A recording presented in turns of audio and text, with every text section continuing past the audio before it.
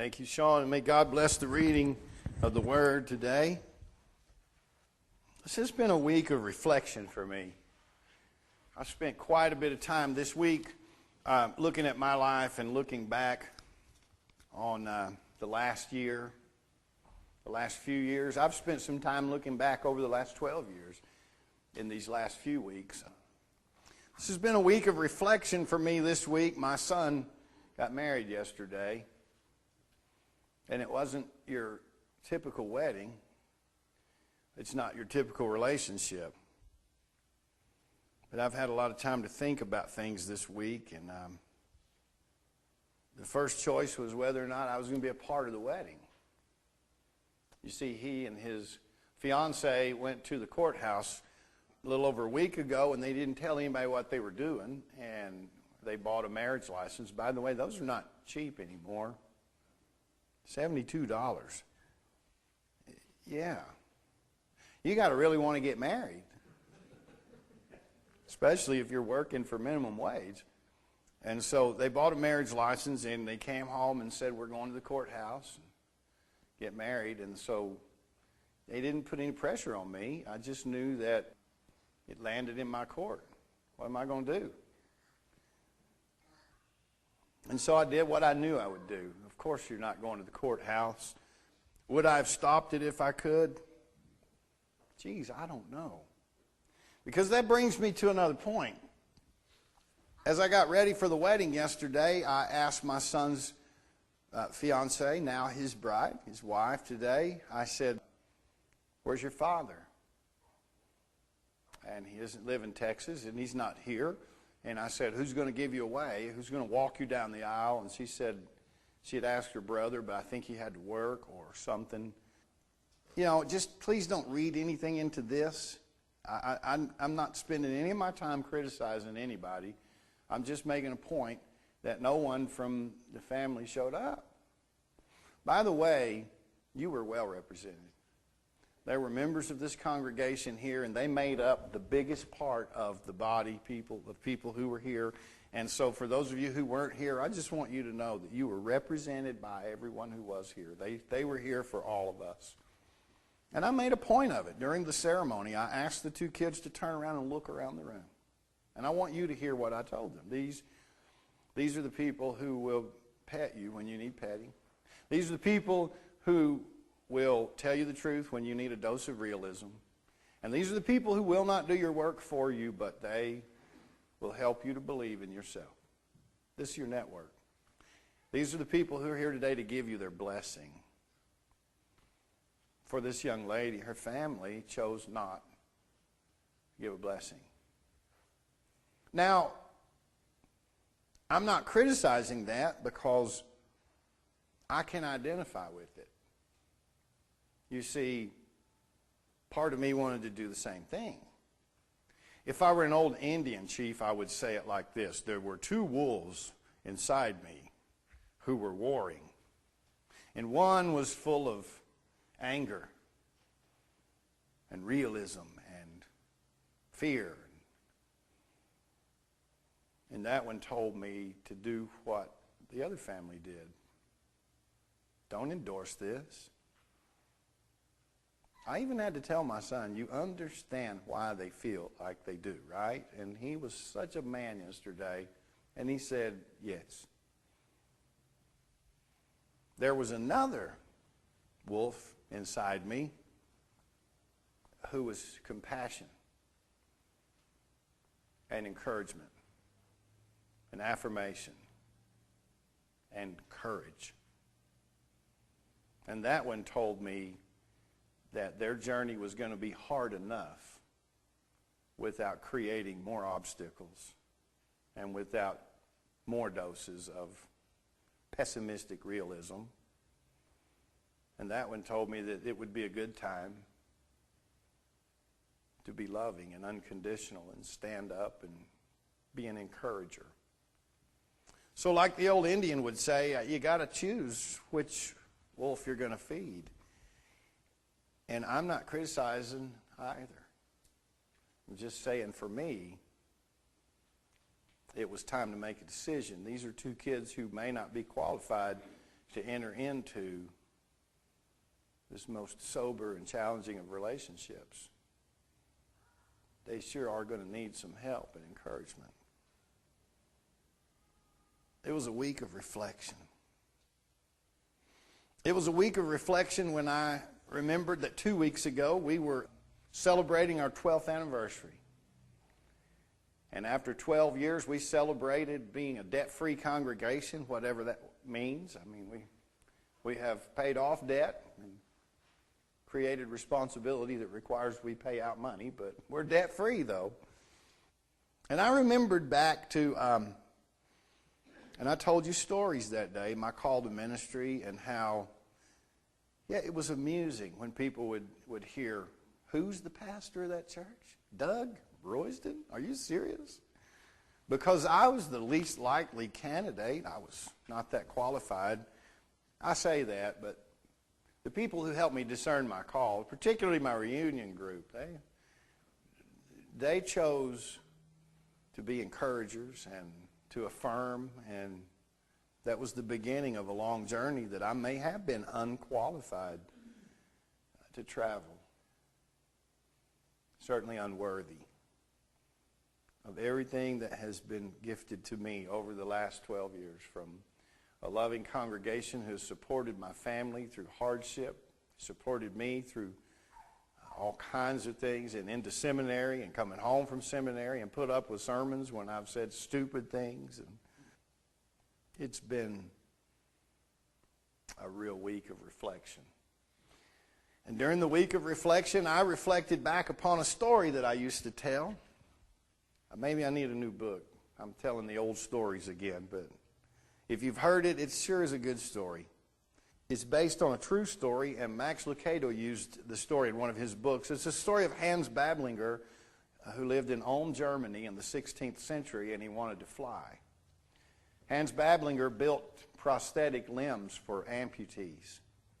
And in doing so, he thought that he could come up with a prosthetic limb that would mimic the wings of a bird, and that he could lift himself on the wind and fly. And he worked against the naysayers, and he built himself a set of wings. And Hans Bablinger, on the day that he chose, went and climbed into the foothills of the Bavarian Alps, and he cast himself off of one of those peaks, and he caught the updraft in those winds. And before people knew anything about aeronautics, Hans Bablinger sailed across the Alps. And he became quite famous in Ulm, Germany, for having done this. And so on the occasion that the king would come to Ulm, the bishop, of course, wanted to make a good impression. And so they gathered a crowd, and they asked Hans Bablinger to put on a flying demonstration for the king. He did, but they made a choice about the location that proved to be fatal to the experiment, not to Hans. And it was that the people couldn't climb into the mountains in the Alps, and so they would go to the flat spots on the sheer cliffs above the Danube River, and Hans Bablinger could cast himself off the bluffs and float down into the river, except it was the 16th century, and no one knew anything about aeronautics, and there were no updrafts around those sheer bluffs. And Hans Bablinger, in front of the king and the bishop, cast himself and his new wings off of the bluff, only to fall like a rock into the Danube River below. The bishop was embarrassed. And on Sunday, as they gathered in the Abbey chapel for the Sunday service, the bishop preached this sermon, that man was not meant to fly.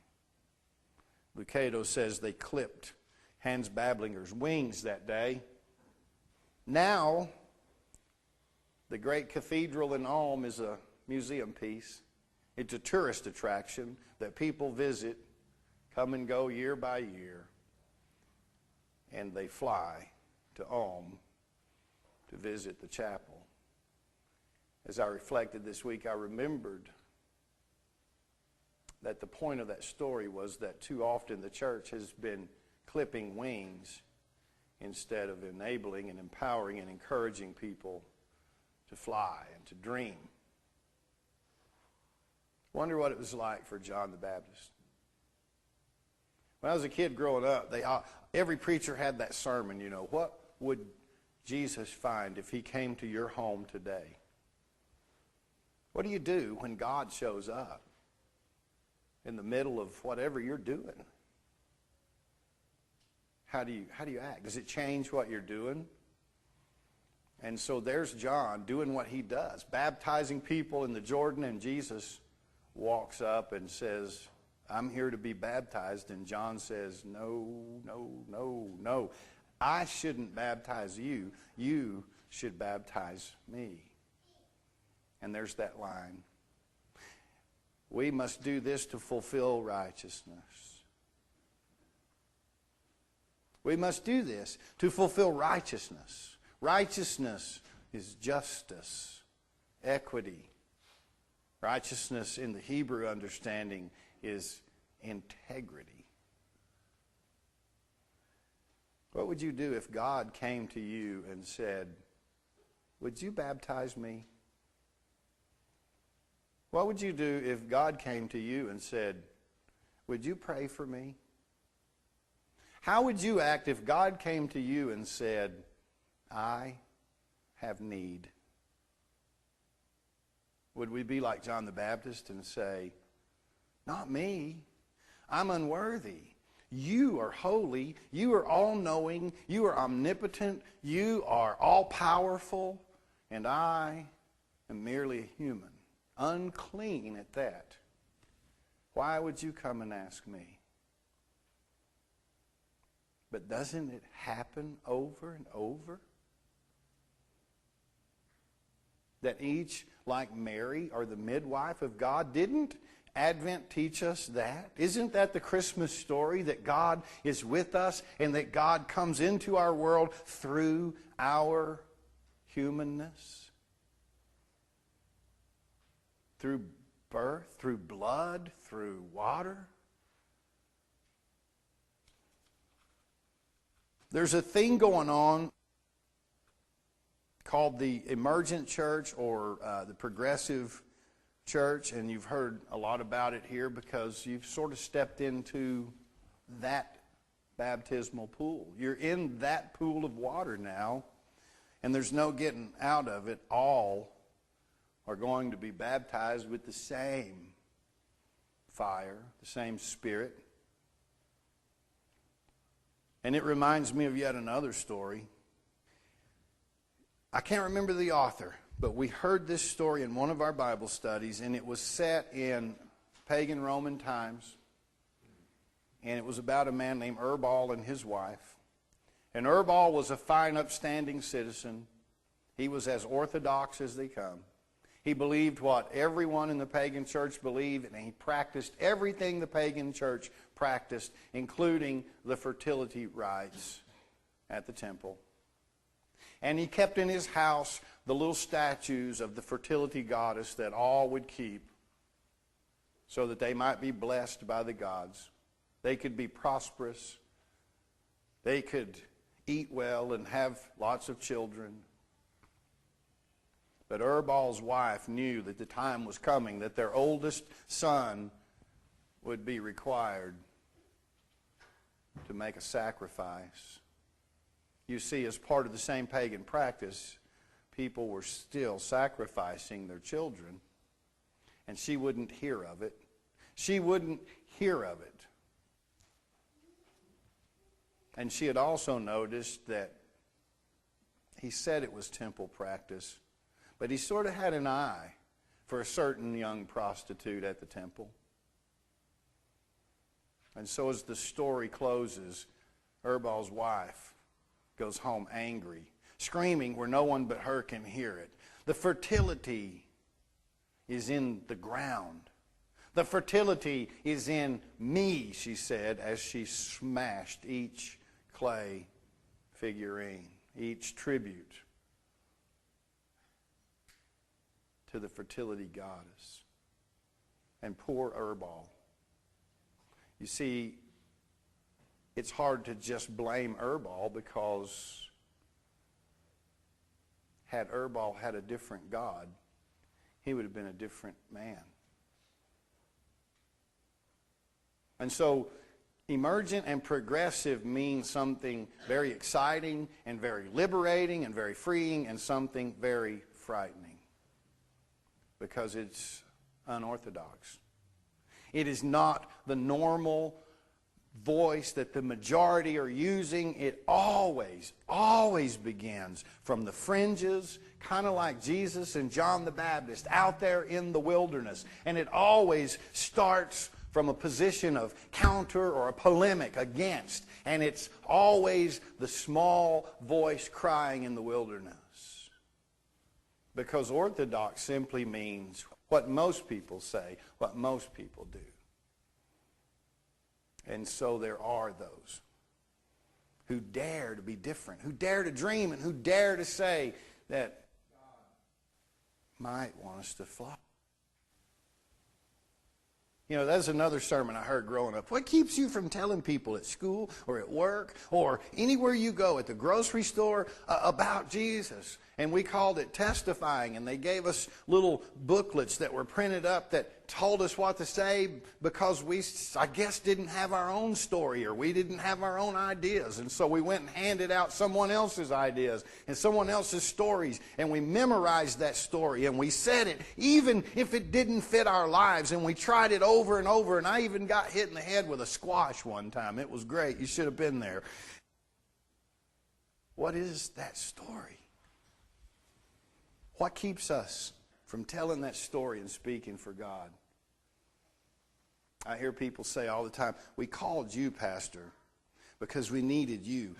And what they're saying is, we couldn't do it. We needed you to come do it. But that's not true. We need somehow to regain our inherent dignity and our integrity the way that Jesus gave it back to John in the Jordan River that day. Because John wasn't wrong. Jesus should have been baptizing John and everyone else there. But for the sake of all integrity, all justice, and all righteousness, God enters a world through us, through the unclean, through the undeserving, through we who don't measure up. You see, if we don't do something, God is frozen.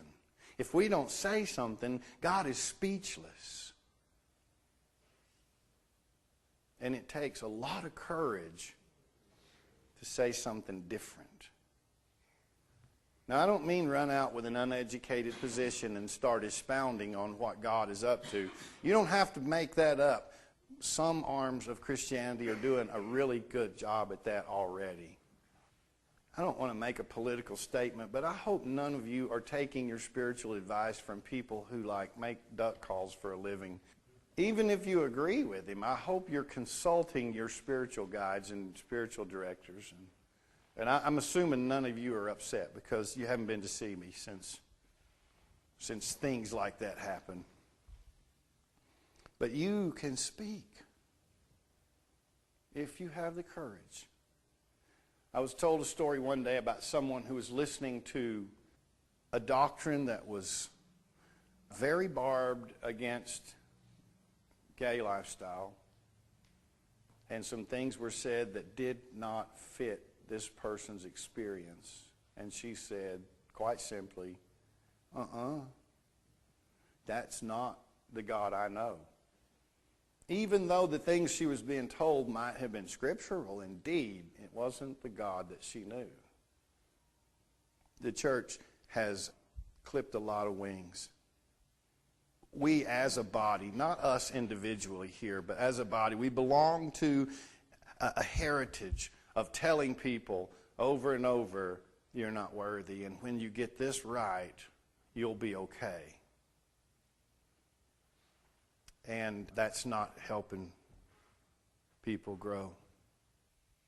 If it's not divorce, it's alternative lifestyle. If it's not alternative lifestyle, it's addiction. If it's not addiction, it's mental health. But one thing after another. Reminds me of another story.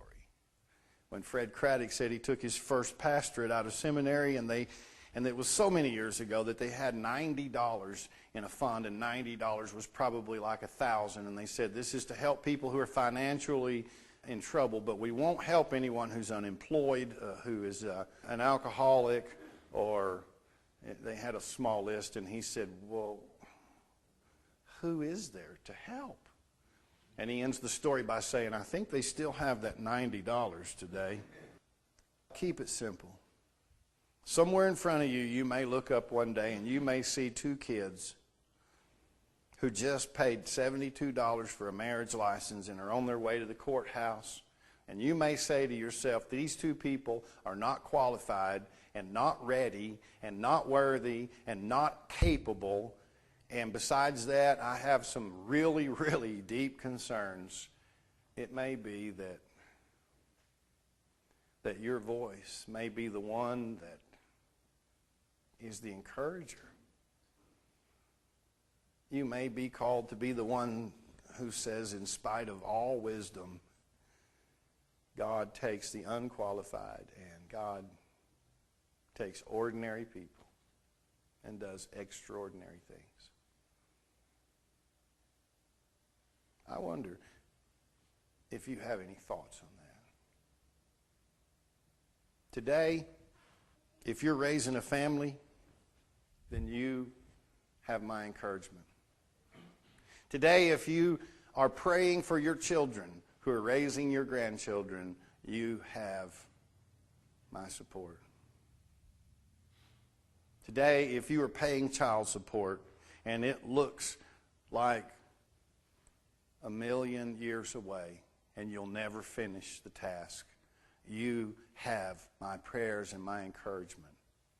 Today, if you're facing an enormous child support debt and you haven't even started paying it because it looks hopeless, you have my encouragement.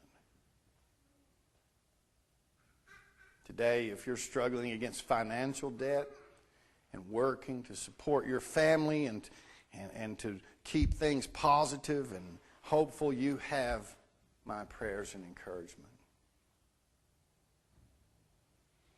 Today, if you're wrestling with choices you've made, with addictions, if you're wrestling with anything in your life that is unclean and unholy, then I dare speak today on behalf of the God who is unconditional and pours out grace upon grace upon grace. And I say to you, you're blessed. Blessed are those who are poor in spirit. All you need is a different God, and life will be different. May God bless us all. Will you pray with me?